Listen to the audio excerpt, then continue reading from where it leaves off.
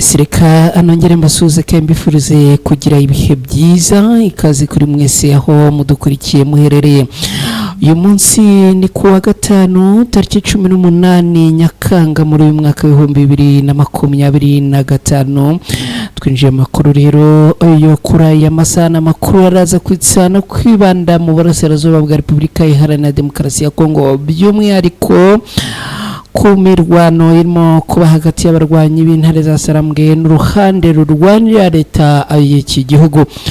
Muri aya makuru turaza kunyura muri Kivu y'Amajyepfo mu mujyi wa Uvira, tubabwire ko ibintu byongeye guhindura isura bigakomera cyane. Amakuru akaba avuga ko aha muri uyu mujyi hongeye kwisuka imodoka nyinshi zipakiye abasirikare, aho bivuga ko rero uruhande rwa leta ya Kongo rukomeje kugenda rwitegura imirwano ndetse rwongera imbaraga nyinshi mu mirwano ikomeje kugenda ivugwa muri iki gihugu. Ku rundi ruhande kandi muri uyu mujyi wa Uvira bikaba bivuga ko n'undi abaturage bakomeje kugenda abagira ubwoba bitewe n'ibyo barimo kubona impande zombi zirimo kwitegura bijyanye n'urugamba. Turaza kandi kugaruka kuri General Frank Tumba wamaze gutabwa muri yombi, aravugwa ko cyase biravugwa ko ngo ari kuzizwa Kabila. Ibi nabyo turaza kubyinjiramo ku buryo burambuye.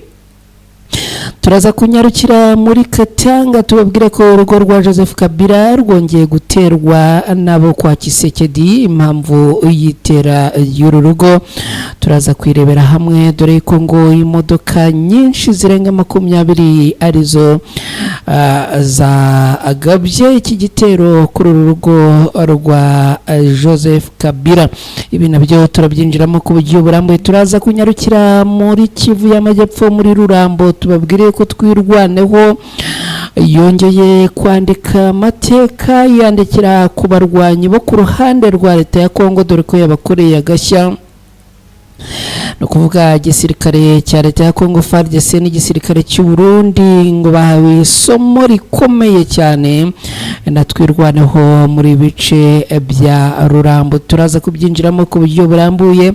Turaza kandi kugaruka ku itangazo rya Alliance Fleuve Congo ibarizwamo n'umutwe wa 23. Ni itangazo rivuga ibiki? Itangazo rirebana n'iki? Binabyo turabyinjiramo ku buryo burambuye. Hanyuma rero niba wigeze ugira umwanya wo guterera jisho kuri social media cyangwa se kuri rezo sosiyo, waba wigeze ubona umugabo witwa General Masunzo. Uyu mugabo rero biravugwa ko ngo yaba yatawe muri yombi na leta ya Kinshasa. Gusa amagingo yanga nta ruhande n'uru na rumwe rwari rwatangaza ibingibi, dore ko bivugwa ko ngo yamaze guhamagazwa i Kinshasa muri Repubulika Iharanira Demokarasi ya Kongo. Ibi nabyo turaza kubigarukaho, hanyuma turaza kubabwira cyangwa se turaza ano kugaruka kuri Guverineri Kabura. Bivugwa ko yahunze, uyu akaba yarasanzwe ari guverineri wa aho Katanga. Turaza kurebera hamwe by'uyu mu guverineri, hanyuma turaza no kwerekeza muri Sange na Runingo turebe ko urugamba rwifashe. Ni mu gihe n'ubundi mu gitondo twabwiraga yuko hongeye kuramukira urugamba ruremereye kandi rukomeye. Hanyuma muri Fizi ho byifashe gute? Ibi byose turabyinjiramo ku buryo burambuye, ariko icyo nakubwira nuko muri Fizi ubu urugamba rwamaze kugenza makeya, nyuma yuko n'ubundi abarwanyi barwana ku ruhande rwa leta ya Kongo bongeye kugaba ibitero muri ibi bice, ariko abakaza guhabwa isomo n'abarwanyi b'intare za Sarambwe. Ibi turabyinjiramo byose ku buryo burambuye hano kwibendera TV. Nitwa Umukada, hani kwibendera TV nkuko nari maze kubivuga. Nongeye kubaha ikaze muri aya makuru.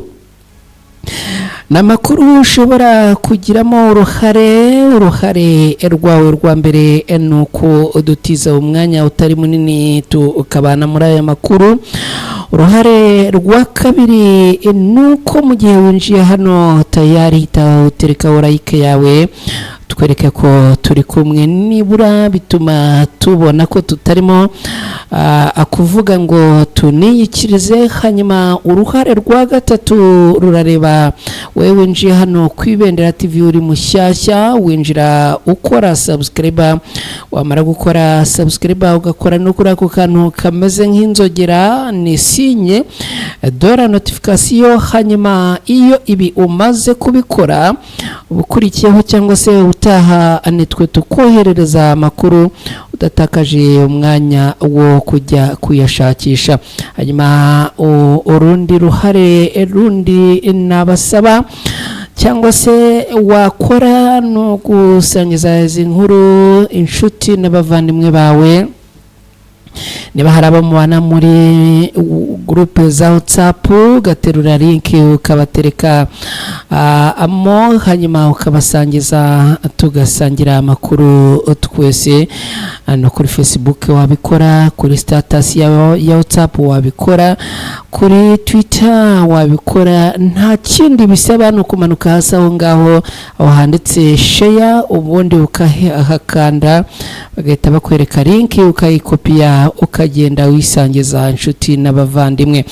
Reka rero adufate akanya gatoya ubundi mukanya garuke twinjira muri aya makuru ku buryo burambuye. ubwo ndagaruka nsanga bamaze no gutereka like yawe, ariko kandi aho uherereye niba turi kumwe unabitubwire, niba urimo kutwumva 5 twandikire hasi aho ngaho tubwire uti njyewe ndimo kubumva 5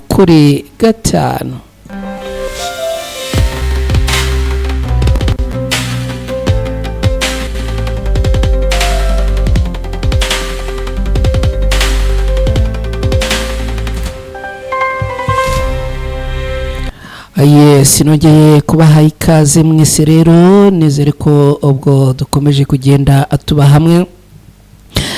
mbere iyo kwinjira muri aya makuru ku buryo burambuye, amakuru tugiye guhera muri Kivu y'Amajyepfo muri Repubulika Iharanira Demokarasi ya Kongo. ni munyemerere mbanze mbigenze gutya, hari abantu nifuza kubanza agushimira cyane, abantu babana natwe byakadasohoka. umuntu witwa Elione ntago yari yanyandikira ngo ambwire aho aherereye, ariko buri gihe tuba turi kumwe. Mutarama muvandimwe wanjye rero hano kwibendera TV wumve yuko tukuzirikana. hari umuntu witwa Konsire Niragire aherereye mu karere ka Rulindo, ni mu ntara y'Amajyaruguru mu gihugu cy'u Rwanda. nawe utubwira yuko turi kumwe, nawe rero turagushimiye. hari undi muntu witwa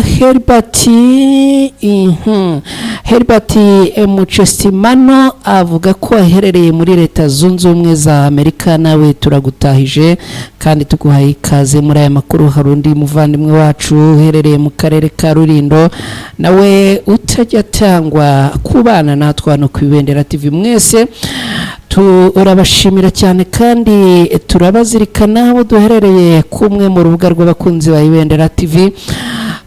abaherereye muri Repubulika Iharanira Demokarasi ya Kongo muri Rucuro, abaherereye mu gihugu cy'Uganda, abaherereye mu Burundi, abaherereye muri Kenya, abaherereye muri Tanzania, muri Zambia, muri Afurika y'Epfo, mwese mwiyumvemo ikaze. abo mu bihugu nka Canada, mu Bubiligi, mu Bwongereza, Norvège, mu Bufaransa, mwese tubahaye ikaze. reka twinjire muri aya makuru rero. n'amakuru tugiye guhera mu mujyi wa Uvira, ni muri Kivu y'Amajyepfo muri Repubulika Iharanira Demokarasi ya Kongo. mu masaha y'urukerera rwo kuri uyu munsi n'ubundi muri uyu mujyi wa Uvira hongeye kuramuka amakuru avuga ko hongeye kwinjira imodoka nyinshi cyane ni imodoka rero ngo zari zipakiye abasirikare, amakuru amwe akavuga yuko ari abasirikare bashobora kuba ari abo Burundi, andi makuru akavuga yuko bashobora kuba ari abo ku ruhande rwa leta ya Congo FARDC bongeye kudeployingwa ahangaha ku bwinshi hafi neza y'agace kitwa Adev Initiative, neza umanuka werekeza mu mujyi wa Uvira. Ubwo ubuvuye haruguru gatoya ukamanukira muri route nationale numero 5, haruguru gatoya hari umuhanda werekeza mu gihugu cy'u Burundi unyuze kuri Hotel Resto Bare Paris Soirée. Hakaba kandi n'indi hotel yitwa Amuhungu. Ano muhanda rero ujya mu gihugu cy'u Burundi, n'undi muhanda ukomeza uzamuka route nationale numero 5. Hanyuma neza aha kuri Adev Initiative niho hagaragaye imodoka nyinshi cyane zipakiye abasirikare. Ni mu rukerera rwo kuri uyu munsi, bikaba bivuga ko rero ngo ari imodoka zibarirwa hagati ya 7 n'8 zongeye kugaragara azinjira muri uyu mujyi wa Uvira azuzuyemo abasirikare. Abaduhaye amakuru rero batubwiye yuko n'ubundi izi modoka ngo nta birango zari zifite bishobora kwemeza ko ari izo ku gihugu cy'u Burundi cyangwa se arizo ku ruhande rwa leta ya Kongo, ariko batubwira yuko ngo ari imodoka zagaragaye mu rukerera rwo kuri uyu munsi zirimo kumanuka muri uyu muhanda route nationale numero 5 zigeze ahangaha kuri Adev Initiative, n'ubundi zikomeza hepfo kuri Auberge Mo Busaba, zikomeza hepfo rero mu mujyi wa Uvira indani.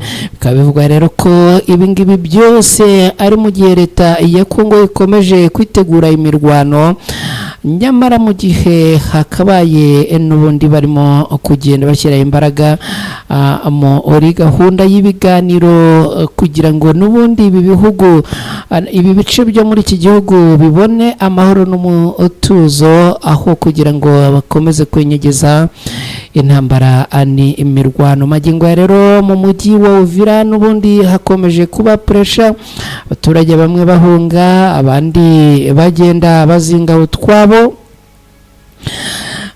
Ibintu rero bimaze gukomera. Ikindi nakubwira cyongeye gukomera muri uyu mujyi wa Uvira nuko abafite amaduka menshi bacururiza muri uyu mujyi wa Uvira, usibye bamwe barahunze, abatarahunze rero n'ubundi ngo abafite ubwoba barimo gukingura, abafite ubwoba kubera yuko n'ubundi ngo wazarendo ziri kunyuzamo zikajya kubasahura, abandi zikabambura amafaranga bacuruje.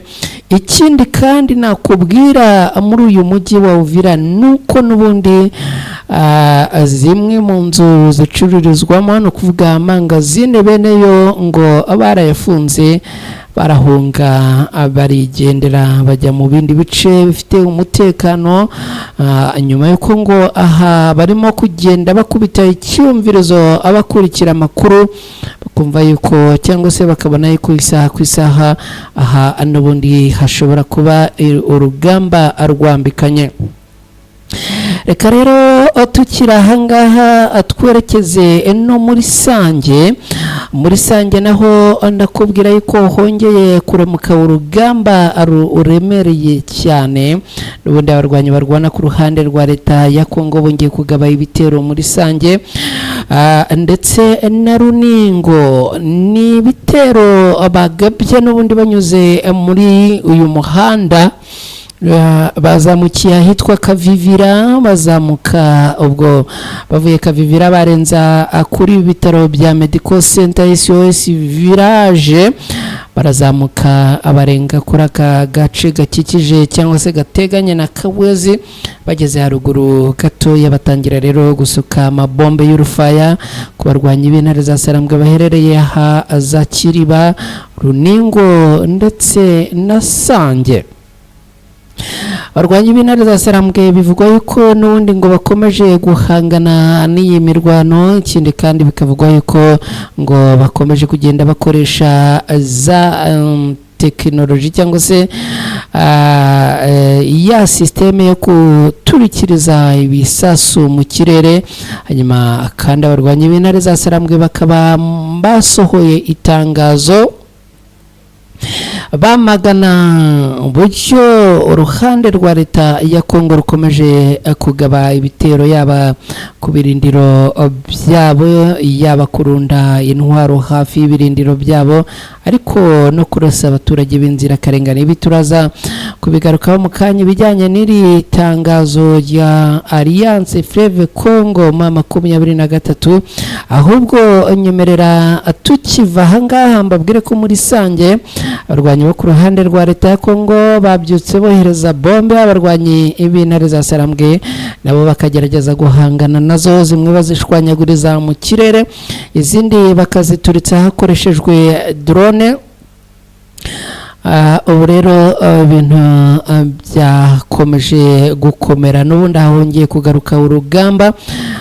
Turaza kubigarukaho ku mugoroba turebera hamwe bijyanye na ripoti izuru urugamba.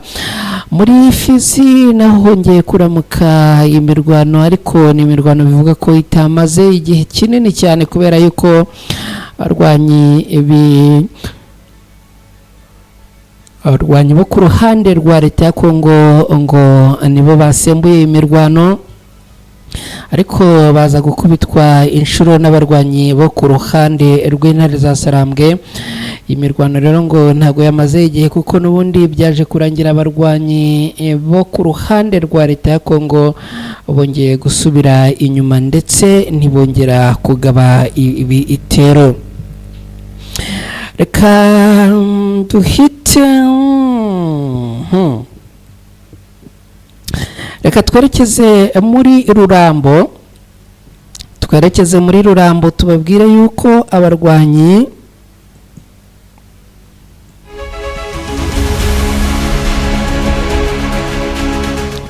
ahangaha muri Rurambo tubabwire yuko abarwanyi batwirwanaho bongeye gukora agashya. Twirwanaho muri Rurambo yakubise hababaza ingabo z'u Burundi ni iza Kongo, no kuvuga FDNB na FARDC. Bakaba rero ngo bakijijwe n'amaguru cyase bayabangiye ingata. Nyuma yaho ihuriro ry'ingabo zirwana ku ruhande rwa leta ya Kongo zigabye ibitero mu mihana y'abanyamurenge muri Rurambo, twirwanaho yarwanye ku baturage maze itanga isomo rikomeye kuri aba basirikare abarwana ku ruhande rwa leta ya Kongo, no kuvuga igisirikare cya FARDC, Wazalendo, FDLR ndetse n'igisirikare cy'u Burundi FDNB. Ibi rero nibikubiye mu bitangazwa n'abaturage baherereye muri ibi bice, aho bavuga yuko mu gitondo cyo kuri uyu wa gatanu tariki 18 Nyakanga muri uyu mwaka ngo twirwanaho yakubise ahababaza ingabo z'u Burundi n'iza FARDC zari izagabye ibitero mu banyamurenge. N'urugamba rwaberaga mwirango yo mu Rwikubo. Ubu rero ngo abarwanyi bo ku ruhande rwa leta ya Kongo ngo bakaba n'ubundi bakubiswe inshuro. Mu gitondo imirwano ngo yari igeze ahitwa Rudefu, n'ubundi abarwanyi bo ku ruhande rwa leta ya Kongo barimo kugenda bakubitwa basubizwa iyo baturutse, dore ko n'ubundi ngo baturutse mu bice by'iyo za Rudefu. Usibye kuba abo ku ruhande rwa leta ya Kongo bakijijwe n'amaguru bagahunga, ngo banambuwe ibikoresho bya gisirikare birimo imbunda iremereye ya 12 n'izindi zo mu bwoko bwa machine gun ndetse n'izindi ntoya, nk'uko bikomezwa bivugwa n'abaturage baherereye muri ibi bice. Ibi bitero irihuriro y'ingabo za leta ya Kongo zabitangiye ku munsi w'ejo ku wa kane, aho zabigabye zivuye mu masango no mu Rudefu. mu gitondo cyo kuri uyu munsi, kandi zikaba ngo zakomereje ibi bitero muri iki gice cya Rwikubo n'ubundi aho zari zabigabye n'ejo ku wa kane, ariko nk'uko amakuru akomeza bivuga ngo bongeye gukubitwa inshuro n'abarwanyi batwirwanaho bari kumwe n'abarwanyi ba M23.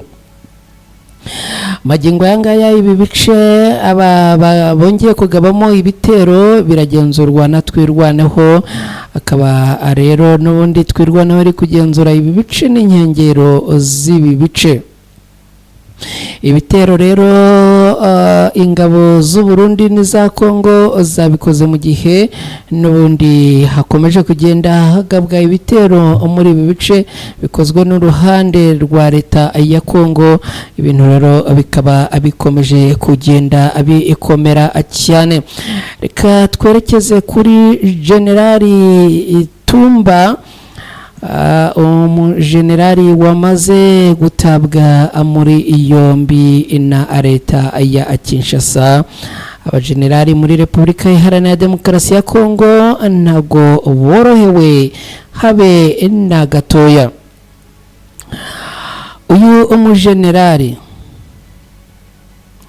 Uyu mujenerali Tumba ngo mu bintu byatumye atabwa muri yombi ngo arazira iki? Arazira Joseph Kabila. Impamvu yo kumuzira ngo ni iyihe? Leta ya Repubulika Iharanira Demokarasi ya Kongo ifite gahunda yo kwibasira no kwikiza bamwe mu bajenerali ngo bashobora kuba bafitanye ubushuti na Joseph Kabila wigeze kuyobora iki gihugu. Uyu General Major Frank Mwarunda rero akaba yafashwe n'ubundi n'urwego ngo rushinzwe ubutasi muri iki gihugu cya Repubulika Iharanira Demokarasi ya Kongo. Bikaba bivugwa yuko ngo n'ubundi hari ibyo yajyanwe kubazwa, ariko amakuru akavuga yuko n'ubundi ngo leta ya Repubulika Iharanira Demokarasi ya Kongo yamaze gukora urutonde rw'abajenerali bagomba kugira gute, bagomba gufungwa n'abagomba kwikizwa, cyane cyane benshi muri bo ngo akaba ari abafitanye ubushuti bwa hafi na Joseph Kabila Kabange wigeze kuyobora iki gihugu cya Repubulika Iharanira Demokarasi ya Kongo. Uyu General Major Frank Mwarunda rero yarasanzwe ari umuyobozi w'urwego rwa gisirikare rushinzwe umutekano w'umukuru w'igihugu muri Repubulika Iharanira Demokarasi ya Kongo, no kuvuga Felix Tshisekedi. Ni inshingano yatangiye ku mugaragaro ku wa gatatu tariki 29 Nyakanga mu mwaka ushize, asimbuye Lieutenant General Jean-Claude Yan Kabeya wari usanzwe ayobora uru rwego.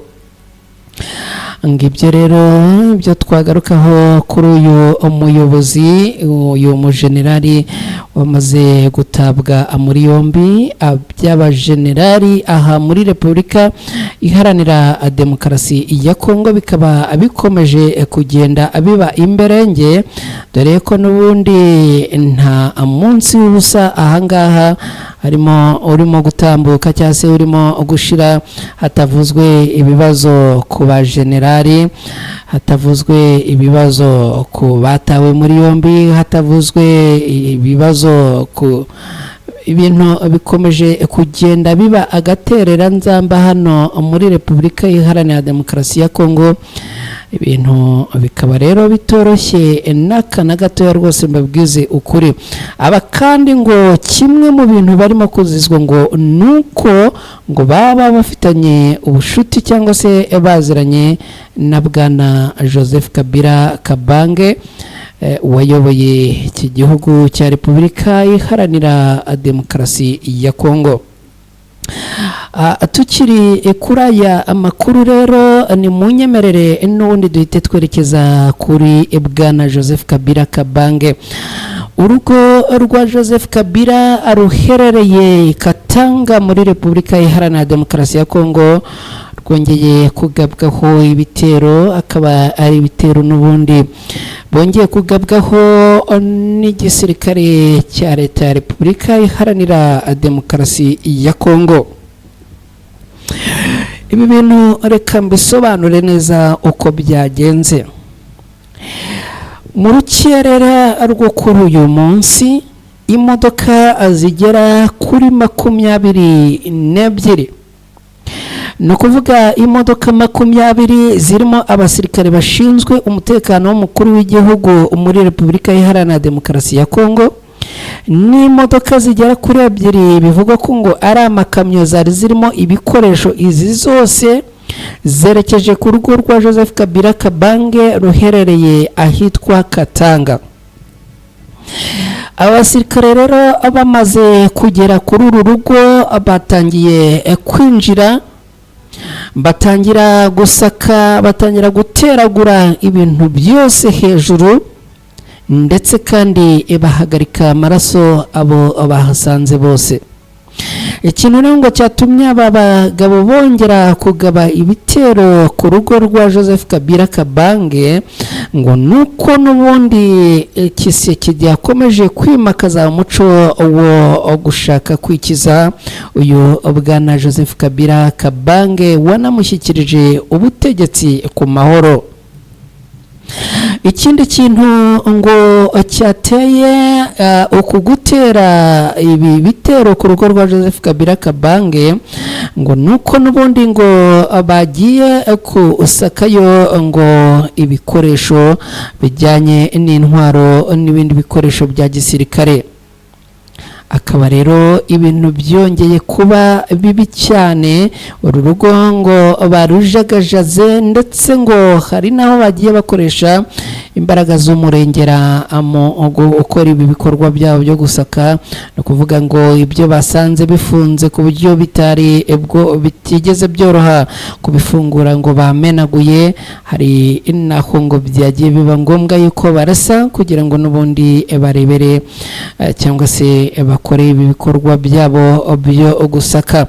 Ni ibintu rero bikomeye cyane. Gusa nubwo ngo batangaje ko icyabajyanye gusaka uru rugo rwa bwana Kabila ngo ari uko bari bafite amakuru y'uko hashobora kuba hari ibikoresho bya gisirikare n'intwaro za gisirikare byaba bihari. Kugeza ubu ntibigeze batangaza niba hari icyo bigeze bahavana, kandi ngira ngo murabizi n'uburyo aba bagabo batajya bagira ivata mu kuvuga.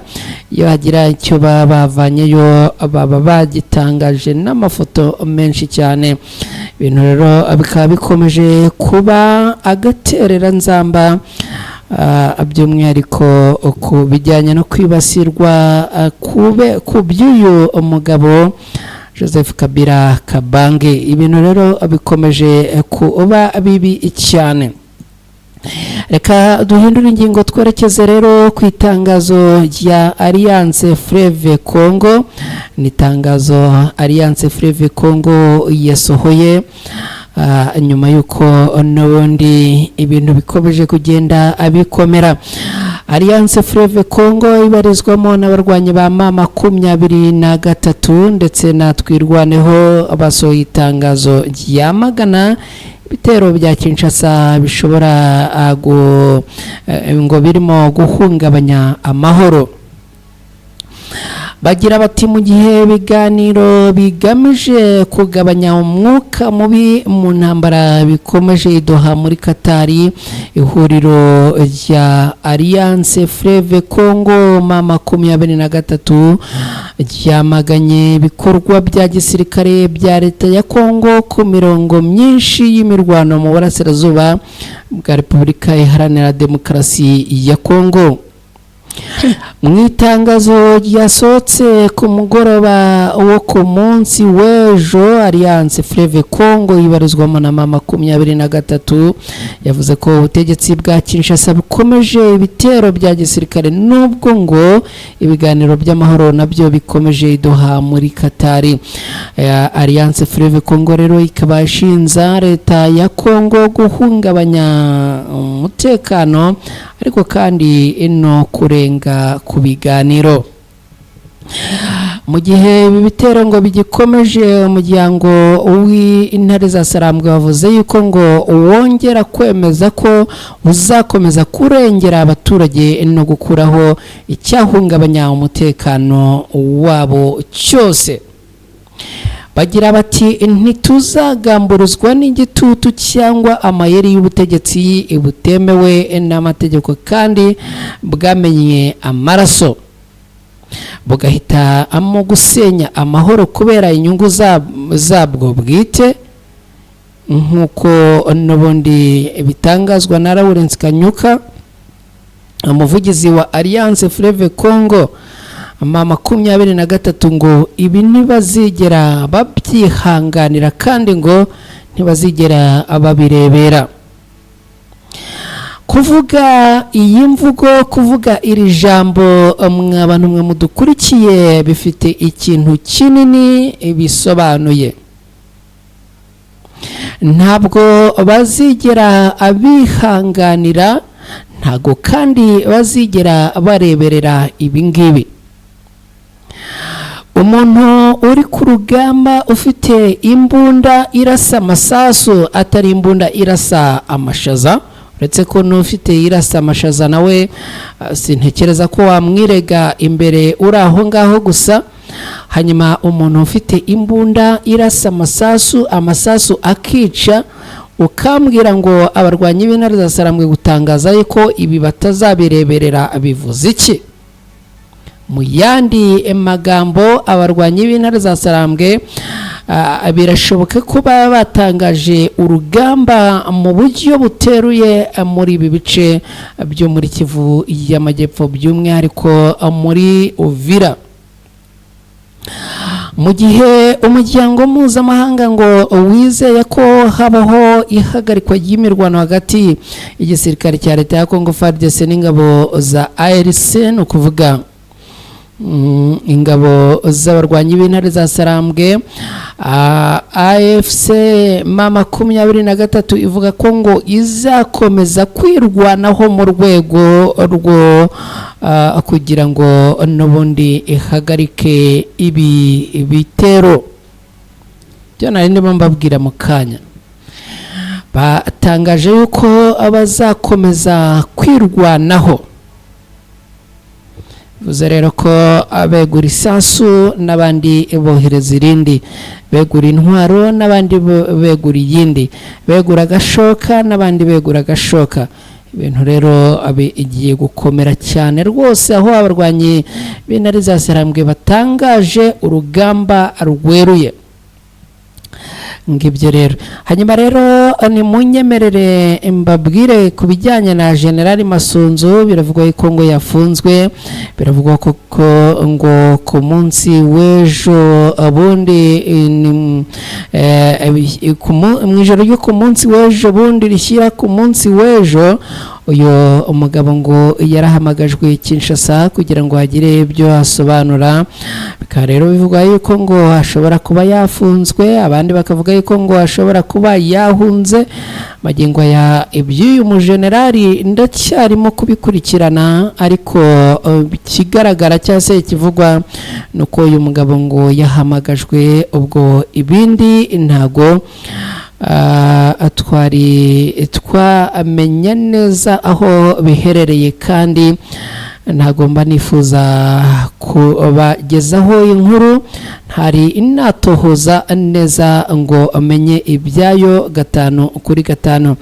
Reka rero tugaruke no kuri inkuru ya guverineri wa Haut-Katanga wamaze guhunga.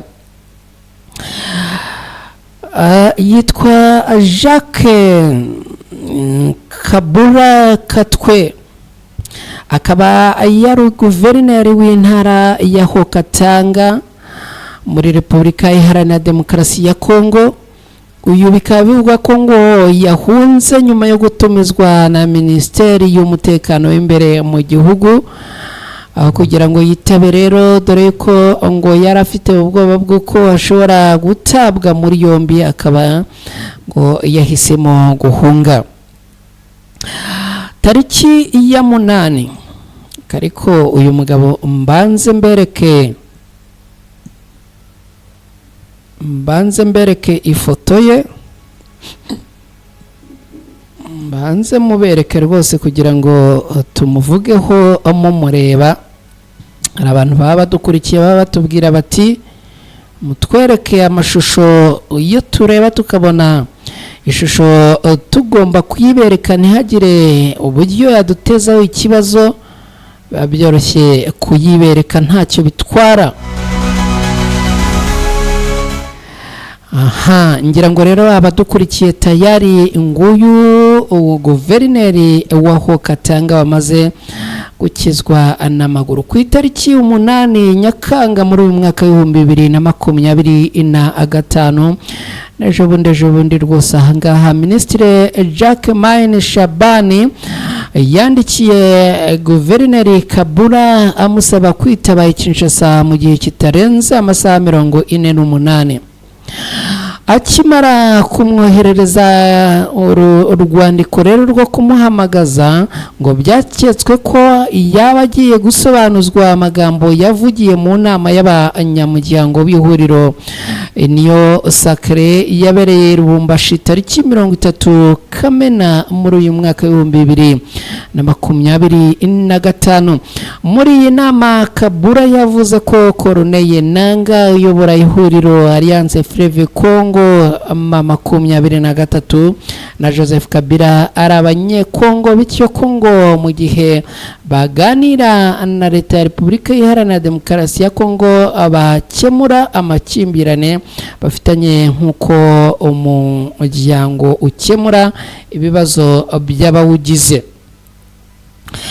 Aya magambo ya Kabura rero yatumye leta ya Repubulika Iharanira Demokarasi ya Kongo itangira gukeka ko yabakorana n'abayobozi ba Alliance Fleuve Congo mama 23 ndetse na Kabila bafatwa nk'abanzi b'ubutegetsi bw'iki gihugu muri iki gihe. Aho kujya Kinshasa rero uyu mugabo Kabura ngo yafashe icyemezo cyo guhunga igihugu, aho ku itariki 10 Nyakanga muri uyu mwaka 2025 ngo byatumye leta ya Repubulika Iharanira Demokarasi ya Kongo itangira kumushakisha, inashyiraho guverineri w'agateganyo wa Katanga ariwe Martin Kazembe. Mbere yo guhunga igihugu bivugwa ko ngo Kabura yabanje gusobanura ko kujya Kinshasa bitamushobokera kubera impamvu z'uburwayi, gusa abo muri leta bakavuga ko ngo cyari ikinyoma cyambaye ubusa.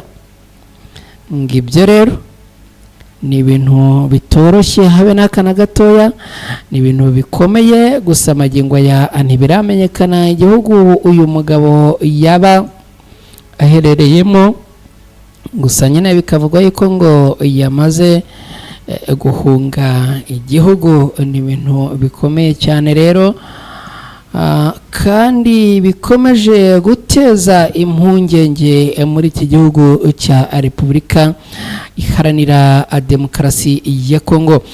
Reka rero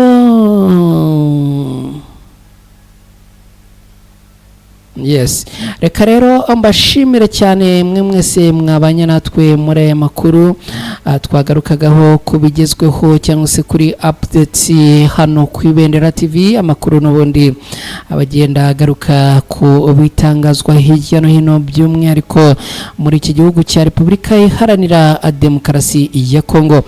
Ndabashimiye cyane rero, kandi ubwo twanzuriye aho ngaho, sorry, nizere ko mukomeje kugubwa neza, bari mu kazi mukomeze kugira akazi keza, abagasoje namwe mugire ibihe byiza, ariko n'abatakagiyemo mugire ibihe byiza. Ndabashimiye rero, ubwo gahunda z'amakuru ku Ibendera TV tuze gukomeza mu mwanya uri imbere.